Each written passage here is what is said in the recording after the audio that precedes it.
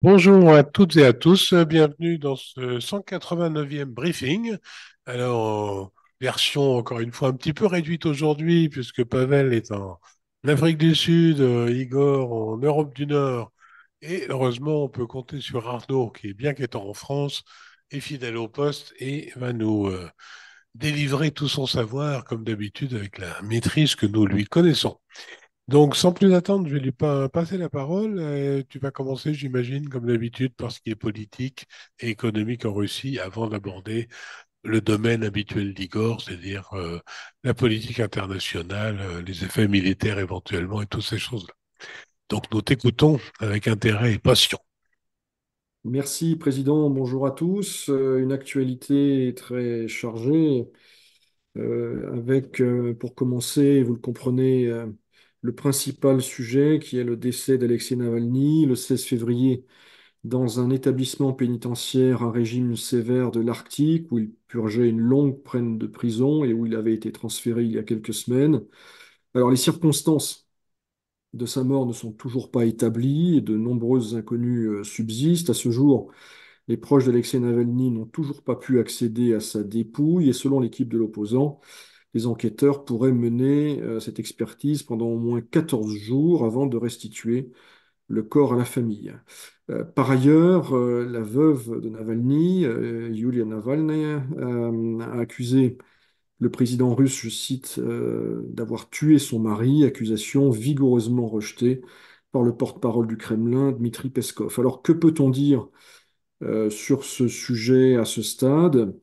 Euh, D'abord, une évidence, c'est qu'il s'agit de l'événement politique le plus important en Russie depuis le déclenchement du conflit en Ukraine et que le décès d'Alexei Navalny constituera sans aucun doute l'un des jalons marquants de la longue présidence de Vladimir Poutine, au même titre, entre autres, que le discours de Munich, l'arrestation de Mikhail Khodorkovsky en 2003, l'annexion de la Crimée ou l'assassinat de Boris Nemtsov en 2015.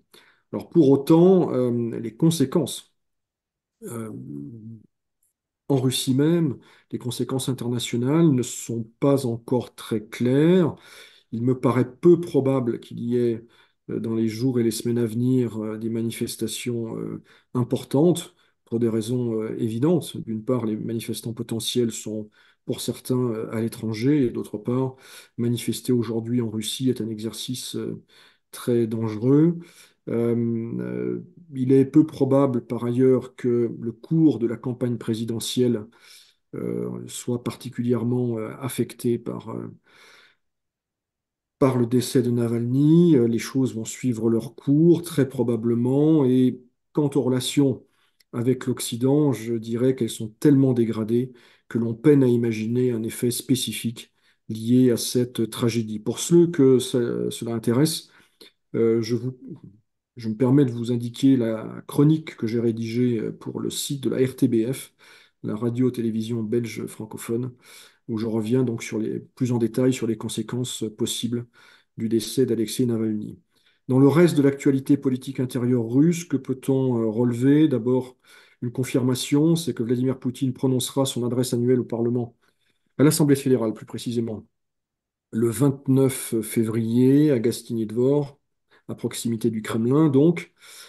Euh, la Douma d'État, qui a adopté le 20 février en première lecture un texte interdisant toute publicité dans les médias et plateformes des agents étrangers. Il s'agit très clairement d'étouffer économiquement les personnes déclarées agents étrangers par le ministère russe de la Justice et qui ont fait le choix de rester sur le territoire russe.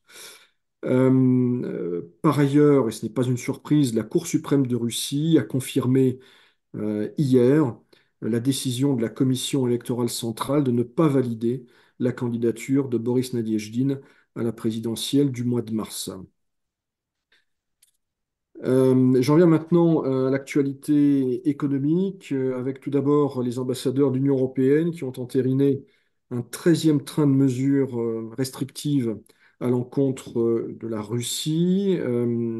Donc ce nouveau train de sanctions vise des personnes physiques, morales, éléments nouveaux, des sociétés chinoises soupçonnées d'œuvrer au contournement des sanctions sont incluses dans la liste des entités désignées. Il y a également des entreprises de Serbie, de Turquie, d'Inde.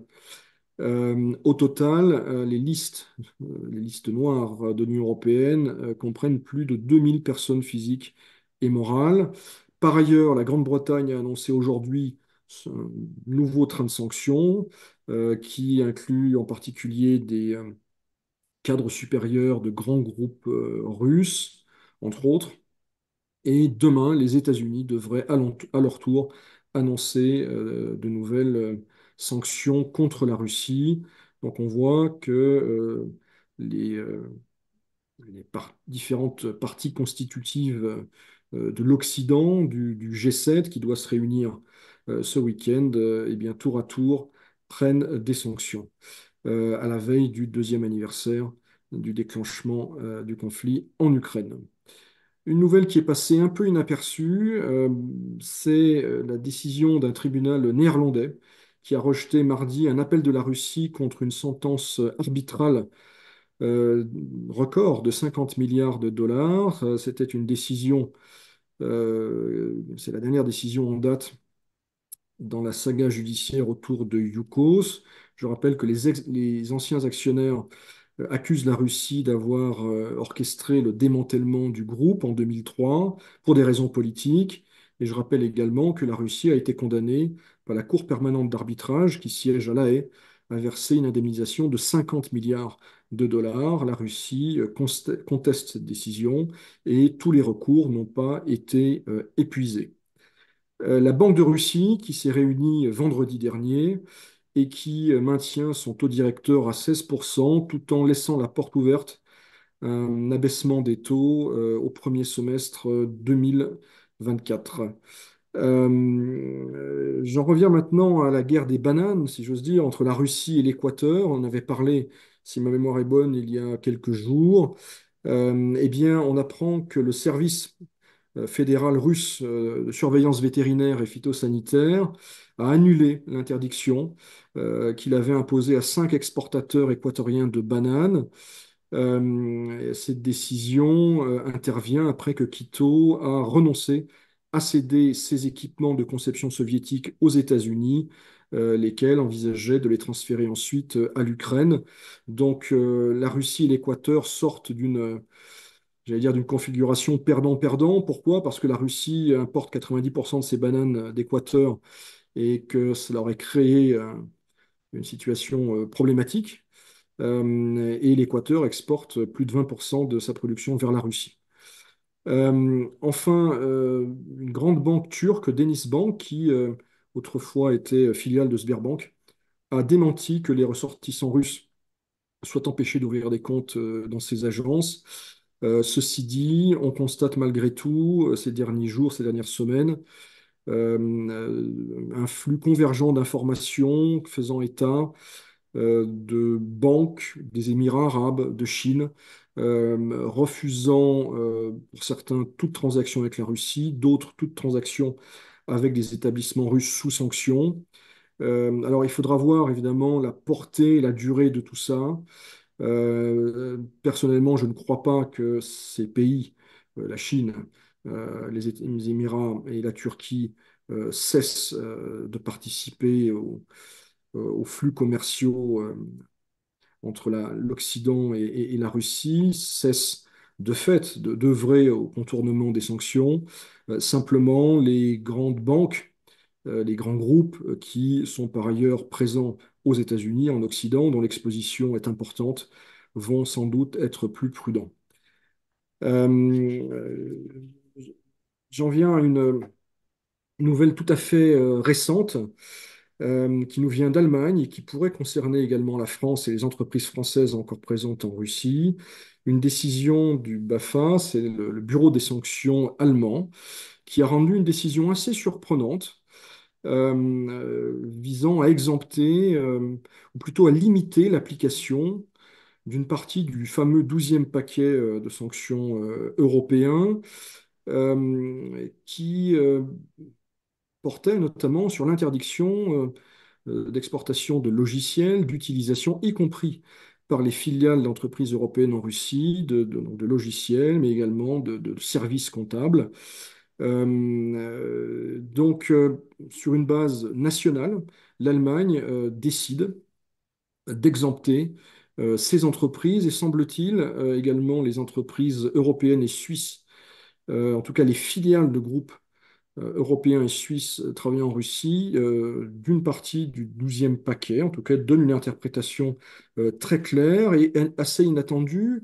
Pourquoi inattendue? Parce que, je le rappelle, c'est peu connu, c'est l'Allemagne qui avait poussé à l'adoption du 12e paquet de sanctions qui était assez problématique, encore une fois, pour un certain nombre d'entreprises, y compris allemandes. On verra ce que fera la France, Bercy, ou, dit-on, certains avaient découvert, après l'avoir approuvé, la nature et l'ampleur du 12e paquet. J'en viens aux questions diplomatiques, de politique étrangère, avec un long dégagement sur l'aide militaire à l'Ukraine. Les États-Unis, qui annoncent que 12 pilotes seront formés au pilotage des F-16 en 2024. Le Danemark, dont le Premier ministre a déclaré lors de la conférence de Munich que son pays, je cite, avait livré toute son artillerie à l'Ukraine. La France, le ministre Lecornu, ministre de la Défense, s'est exprimé longuement dans les colonnes du JDD. Il a fait plusieurs annonces et livré plusieurs informations. D'une part, Paris va envoyer prochainement à Kiev des drones kamikazes d'un nouveau type, jamais employés sur le champ de bataille. La France formera 9000 soldats ukrainiens supplémentaires en 2024 et fournirait pour 3 milliards d'euros d'aide militaire. En revanche, la livraison de Mirage 2000 serait toujours exclue à ce stade. Enfin, le 16 février, à Paris, lors d'une visite de Zelensky, le président ukrainien, un accord bilatéral de sécurité de 10 ans a été signé. L'élément le plus saillant de l'entretien du ministre de la Défense est relatif aux incidents agressifs, je cite, avec les forces russes en 2023. Et il a complété son propos aujourd'hui et on a appris qu'il voulait parler plus spécifiquement d'incidents en mer Noire où des systèmes anti-aériens russes auraient été activés contre des avions de patrouille maritime, entre autres, et d'autres avions de renseignement français œuvrant dans l'espace aérien international. L'Allemagne, je reste toujours dans la catégorie de l'aide à l'Ukraine. L'Allemagne, de son côté, dit vouloir fournir cette année 8 milliards d'euros d'aide militaire. L'Allemagne a également signé un accord de sécurité bilatéral. Et parmi les systèmes qui seront livrés, il y a des batteries de défense antiaérienne Iris-T.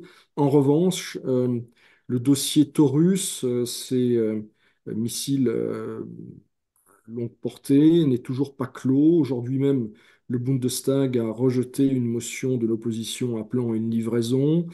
On sait que le chancelier y est opposé, mais une partie de sa coalition pousse en faveur de cette solution. Donc, dossier à suivre.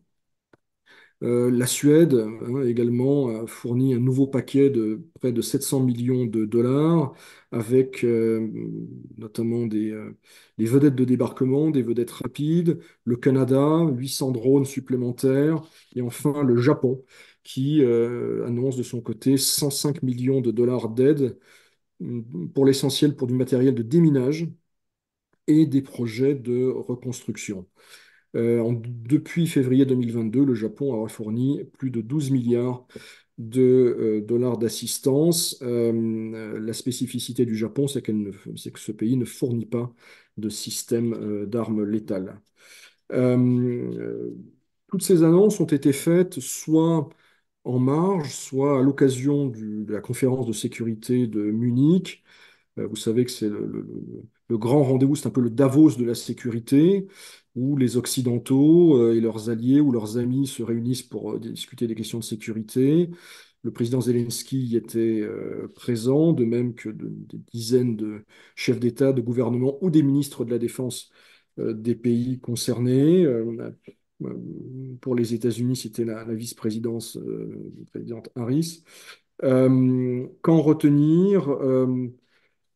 Semble-t-il, une grande inquiétude des Européens face à la perspective de l'élection de Donald Trump, qui s'est illustrée ces derniers jours par des déclarations assez tonitruantes, une prise de conscience que certains qualifieront de tardive, eh bien de la fragilité du parapluie américain et de la nécessité de monter en puissance, de la nécessité de l'autonomie stratégique de l'Europe, finalement.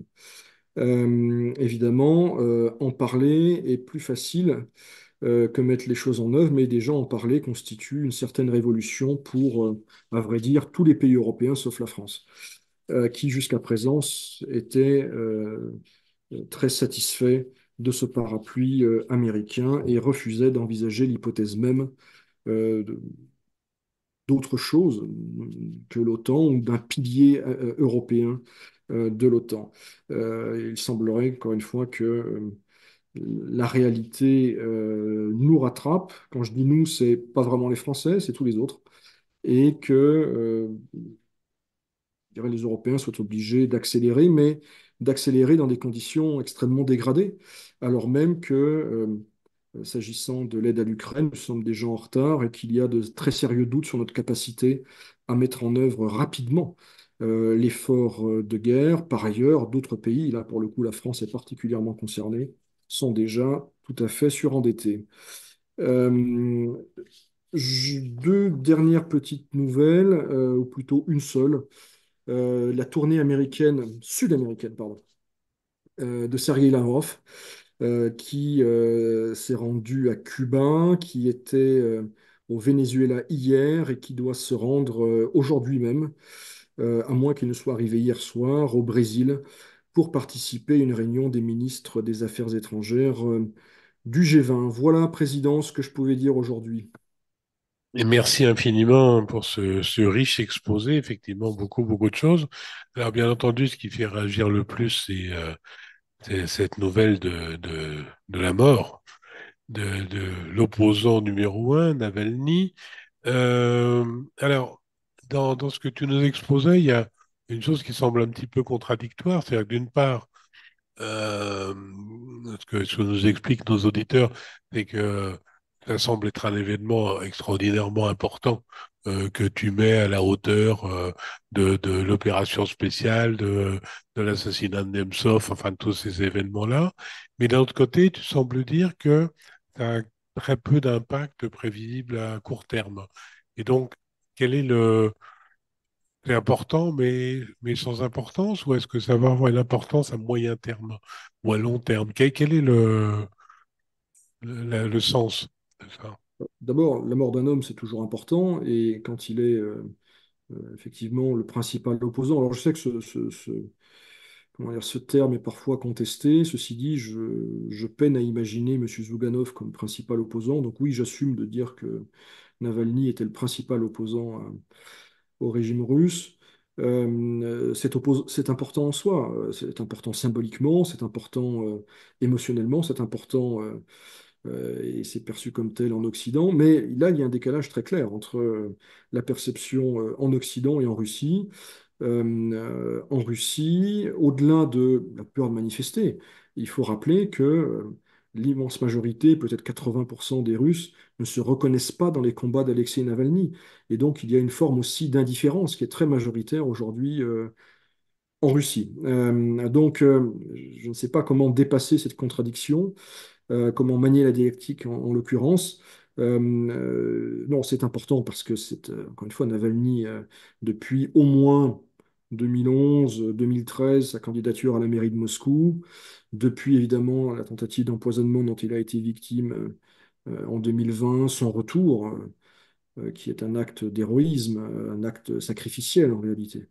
Il était incontournable dans les réflexions sur le pouvoir en Russie, l'opposition, bien au-delà de son point électoral, hein. Encore une fois, électoralement, Navalny, même à supposer et à imaginer des élections parfaitement libres, probablement n'aurait pas été élu. Mais je veux dire, ce n'est pas vraiment le sujet, en l'occurrence.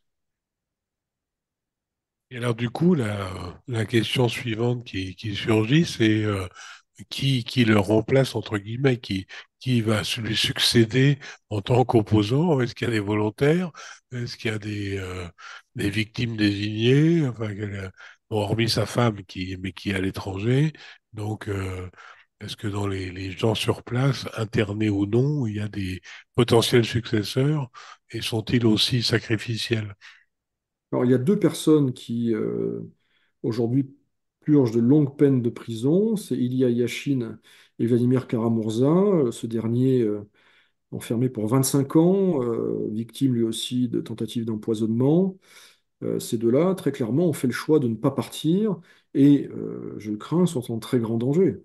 Je ne sais pas s'ils prétendent fédérer sur leur nom autour d'eux l'opposition, mais ils incarnent très clairement euh, cette opposition dite hors système et cette opposition qui est restée en Russie.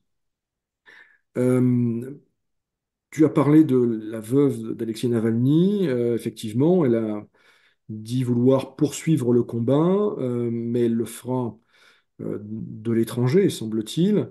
Or, pourquoi son mari était revenu en Russie, bien que sachant très bien ce qu'il attendait? Il comprenait que aucun combat n'est possible depuis l'étranger, que l'émigration équivaut à une forme de mort politique. C'est là tout le dilemme. Il est impossible aujourd'hui pour une opposition réelle d'organiser une activité coordonnée en Russie, sur le territoire national, et en même temps, ce qui part de l'étranger n'a que peu de portée dans le pays. Voilà un petit peu les données du problème. Effectivement, ça sent. Et on nous pose la question de est-ce que Nadiejdine est une alternative, parce que lui est encore en liberté, est-ce que c'est crédible ou pas du tout? Alors, il essaie, il a fait des déclarations assez courageuses ces derniers jours. J'ai personnellement de gros doutes. Pourquoi? Parce que dès avant la mort d'Alexei Navalny, il y avait précisément dans son entourage des doutes sur la sincérité ou sur, j'allais dire, l'ampleur de l'engagement oppositionnel de Nadiejdine. On lui reproche à demi-mot d'avoir travaillé pour Kirienko en 98 et d'avoir gardé des liens avec Kirienko. Or, aujourd'hui, Kirienko, numéro 2 de l'administration présidentielle, est précisément en charge de la politique intérieure. Donc, je dirais la mouvance la plus radicale, navalniste, ne se rangera pas derrière Nadiejdine si tant est que ce dernier souhaite jouer ce rôle, qui est un rôle, encore une fois, euh, dangereux physiquement. Alors là, on a une réflexion, on dit quand même, Navalny avait eu 27% de voix aux élections municipales de quelle année? Pourquoi? 2013. Voilà. 2013, c'était effectivement un scrutin très intéressant parce que c'était un scrutin libre ou quasiment libre. C'était, je crois, fin août ou début septembre 2013 et il avait fait 27% des voix au terme d'une campagne très active, une campagne assez classique occidentale. Il avait fait les marchés, il avait fait les sorties de métro et à l'époque, Sobyanin n'avait été élu qu'avec 51% des voix. Donc oui, c'est pour ça que je disais que Navalny, à l'évidence, alors représentait quelque chose d'important en Russie, même si ce n'est pas majoritaire. Et par ailleurs, son décès a suscité une forte émotion, évidemment, parmi les personnes se reconnaissant dans les combats d'Alexei Navalny, mais bien au-delà. Bien au-delà, et on a vu des centaines de Russes à Moscou, et pas seulement, déposer des fleurs, soit à la Loubianka, près de la pierre des Solovki, soit vers le mur du Chagrin, un peu plus loin, qui est ce monument inauguré il y a quelques années en hommage aux victimes du Goulag. Donc, il y a une émotion. Je ne suis pas certain qu'elle diffuse dans toute la société russe. Oui, ce que nous disait notre auditrice, donc qui rappelait justement le fait qu'il y a eu tous ces dépôts de gerbes qui ont été enlevés immédiatement, enfin donc que c'était tout de même des signes d'une certaine popularité, mais effectivement qui est probablement relativement faible en pourcentage. Euh, alors, On dit également la réaction uniforme occidentale au décès d'Alexis Navalny agit-elle comme confirmation auprès de la population russe de sa qualité d'homme de l'Occident? Bon, en tout cas, c'est ce que cherche à accréditer la propagande du pouvoir, hein. On voit bien, parfois de façon assez abjecte, il faut le dire, hein, notamment l'interprétation de la gestuelle de Madame Navalny à Munich a donné lieu à, oui, à une exégèse assez répugnante, il faut le dire. Mais oui, toute personne qui, d'une façon ou d'une autre, est liée à l'Occident ou soutenue par l'Occident, même de façon discrète, ou qui tout simplement s'oppose à la politique, au choix de Poutine en Ukraine, à sa politique étrangère, évidemment, est immédiatement attaqué, mis hors jeu, tout simplement, euh, et part avec un très lourd handicap. Oui, aujourd'hui, il ne fait pas bon, ne serait-ce que d'émettre quelques doutes sur les grands choix stratégiques de la direction politique russe. Alors, on va changer légèrement d'optique. Euh, Apparemment, il y a des soucis entre la Pologne et l'Ukraine avec des camions bloqués, y compris aux frontières, y compris des camions d'aide militaire. Est-ce que c'est quelque chose qui s'arrange, qui tend à s'aggraver, ou qu'est-ce qui se Ben, passe c'est là? quelque chose qui ne passe pas, c'est ça qui est très étonnant. C'est-à-dire que, vous vous souvenez, on a commencé à parler de ce sujet avec Igor, de mémoire, en septembre dernier. Même fin août, début septembre, avant les élections en Pologne. Et à l'époque, l'hypothèse dominante, pas chez nous, c'était de dire que bon, c'était conjoncturel, que le parti au pouvoir polonais faisait un petit peu monter la tension et que tout serait réglé à coup de subventions européennes le moment venu. À l'évidence, non. À l'évidence, non. Alors, il y a un dossier très particulier qui est celui des céréales, il y a les autres produits agricoles, et en outre, d'autres pays frontaliers de l'Ukraine, la Slovaquie, la Hongrie, sont sur cette ligne, souhaitent limiter, voire interdire les importations de produits agricoles ukrainiens, dénonçant une concurrence déloyale. Alors, dans le cas de la Hongrie, de la Slovaquie, aujourd'hui, on peut dire c'est moins surprenant, compte tenu de la position des gouvernements de Budapest et de Bratislava. Mais s'agissant de Varsovie, c'est très contrariant, à la fois pour le gouvernement, le nouveau gouvernement polonais de M. Tusk, et pour M. Navalny. Tout simplement parce que là, il y a des acteurs polonais qui font obstacle physiquement au partenariat stratégique et qui pointent une contradiction fondamentale entre les intérêts de la Pologne et de l'Ukraine, à un moment, encore une fois, où l'Ukraine est plutôt mal en point. Donc tout ça ne passe pas, n'est pas réglé, bien que les gouvernements polonais et ukrainiens se parlent et souhaitent, je pense sincèrement, trouver une solution, mais le monde agricole polonais ne lâche pas. Et ce qui est assez nouveau, semble-t-il, je suis prudent parce que ce n'est pas un sujet que je suis au quotidien, mais on commence à voir, et ça c'est potentiellement encore plus dangereux, pour l'avenir du partenariat bilatéral, il y a des récriminations de plus en plus qui vont bien au-delà du secteur paysan, etc., etc. C'est-à-dire, et ça c'est très clairement, ça fait très clairement le jeu de la Russie, que dans les sociétés polonaises et ukrainiennes se diffuse l'opinion selon laquelle les deux pays finalement ne sont pas sur la même ligne, n'ont pas les mêmes intérêts et voire même ont des intérêts opposés. Euh, donc, dossier à suivre, mais c'est un dossier, encore une fois, qui reste d'actualité plus de 6 mois après son irruption. Alors, aussi, que la Tchéquie, apparemment, aurait trouvé 800 000 obus. Il faudrait juste trouver un financement. On sait d'où sortent ces miraculeux 800 000 obus.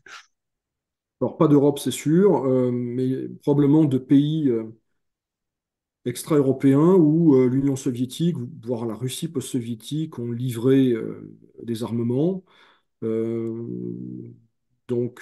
voilà, ça peut être des pays d'Afrique, d'Amérique latine, peut-être du Moyen-Orient. Donc on racle tout ce qu'on peut racler.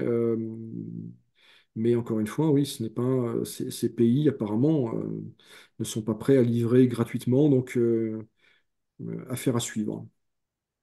Ce qui est un peu curieux, c'est le rôle de la Tchéquie, qui serait fédérateur de, de Oui ce, et non, de disons ce que raclage de fonds de tiroir. oui et non, parce que le président tchèque est un ancien général de l'OTAN, il est très engagé dans ces dossiers-là, il connaît évidemment les dossiers militaires, et les pays tchèques sont en pointe en Europe centrale dans ce processus de livraison de matériel ex-soviétique à l'Ukraine. Donc ce n'est pas totalement étonnant en réalité que Prague soit en pointe dans ce dossier. Alors, dans un thème radicalement différent, on nous parle des ennuis que connaît la banque Kiwi en ce moment. Il semble avoir un peu maille à partir avec les autorités. Pourquoi, d'une part, et est-ce que d'autres banques pourraient connaître le même sort? Alors Kiwi, c'est un établissement assez particulier qui a eu ses heures de gloire, qui a vu sa licence retirée par la Banque centrale pour avoir avoir enfreint à de nombreuses reprises des dispositions réglementaires, prudentielles de la Banque centrale. On parle de blanchiment, on parle de diverses malversations. Il faut savoir que l'utilisation était assez, comment dire, assez facile. C'était beaucoup moins contrôlé que des établissements classique. Certains disent, hypothèse politique, que Kiwi jouait un rôle très important, trop important, dans les flux financiers entre la Russie et ce qu'on appelle les relocalisés, ces Russes ayant émigré depuis le 22 février 2024. C'était un outil, semble-t-il, assez pratique pour transférer des fonds. On creusera évidemment ce dossier pour nos prochains briefings. Parfait. Alors, dernière question, je pense qu'on va finir là-dessus, mais elle est importante. Visiblement, l'élection de Trump avec sa vision, non pas de sortie de l'OTAN, mais un soutien très réservé à une éventuelle soutien des États-Unis, un des partenaires en difficulté. Est-ce que ça en fait pas le candidat idéal pour la Russie, justement, en tant que vecteur affaiblissant l'OTAN? C'est ce que pensent beaucoup de gens en Occident, et notamment les gens qui aujourd'hui sont au pouvoir. C'est ce que pense aussi probablement Zelensky, et c'est ce qu'il craint. Alors, je ne vais pas revenir sur la longue histoire Russie, Trump. Je rappelle que simplement que le Russiagate a finalement empoisonné le mandat de Trump et l'a empêché de gouverner. On a appris in fine que bon, il n'y avait pas de, le dossier était pratiquement vide, en tout cas à côté Trump. Euh, que fera-t-il le moment venu? D'abord, il n'est pas certain qu'il soit élu. S'il est élu, il va probablement conduire une politique de vengeance, hein, très probablement. Il a des comptes à régler avec l'establishment à Washington, avec toutes les personnes qui soit ont œuvré, soit se sont réjouies de son départ en 2020. Euh, euh, Trump est un isolationniste. Il incarne ce courant qui est très puissant aux États-Unis, qui peut-être est majoritaire, que l'on a longtemps ignoré en Europe, mais qui ne peut plus être ignoré, euh, et qui fait écho à certaines préférences sur le continent européen aussi, hein. Là, je vous renvoie à des sondages qui sont sortis aujourd'hui et hier sur le soutien à l'Ukraine, sur voilà, euh, c'est une tendance assez lourde en réalité. Euh, alors, est-ce que le Kremlin mise sur Trump? Euh, Poutine a soutenu le contraire il y a quelques jours, on n'est pas obligé de le croire. Je ne crois pas que Trump offre l'Ukraine sur un plateau à la Russie. C'est ça un petit peu le non-dit ou le fantasme médiatique actuel. En revanche, si les choses, ce qui peut se produire, c'est diminution drastique des aides financières. Mais si l'armée russe, entre-temps, n'a pas progressé, ce n'est pas Trump qui va, encore une fois, changer les choses sur le terrain. Donc, j'aime parfois dire que pour Poutine, pour la Russie, Trump, ce serait en quelque chose la cerise sur le gâteau. Mais s'il n'y a pas de gâteau, entre guillemets, les choses seront évidemment, comment dire, d'un goût limité. Ouais. S'il n'y a pas de gâteau, il n'y a pas de cerise. On restera sur cette formule extraordinaire. Merci Arnaud pour cette longue intervention, toutes ces précisions et ces éclairages que nous a apportés. Alors, la semaine prochaine, donc jeudi prochain, ce sera un briefing un petit peu particulier, puisque ce sera, non pas l'anniversaire, puisque c'est dans 2 jours, mais après l'anniversaire des 2 ans de début de l'opération spéciale. Et ce sera l'occasion, à la fois pour toi et pour Igor, de revenir, d'avoir un éclairage un peu plus large sur ce qui s'est passé pendant 2 ans. Et on sera peut-être un peu moins sur l'actualité, sur les petites choses du jour le jour, mais et de prendre un peu de recul et de réfléchir à tout ça, sur le passé, bien sûr, mais aussi pour éclairer l'avenir, comme d'habitude. Alors, demain, 23 février, c'est en Russie un jour important, c'est le jour du défenseur de la patrie, qui est donc le, la fête un peu non officielle des hommes, au même titre que le 8 mars et la fête des femmes. Donc, à cette occasion, eh bien, on va avoir une pensée pour tous ceux qui défendent leur patrie, et puis une pensée pour tous les hommes de bonne volonté qui essayent d'œuvrer au retour à la paix dans ces périodes troublées. Et comme d'habitude, la CCI France-Russie se tient à vos côtés. Tenez bon.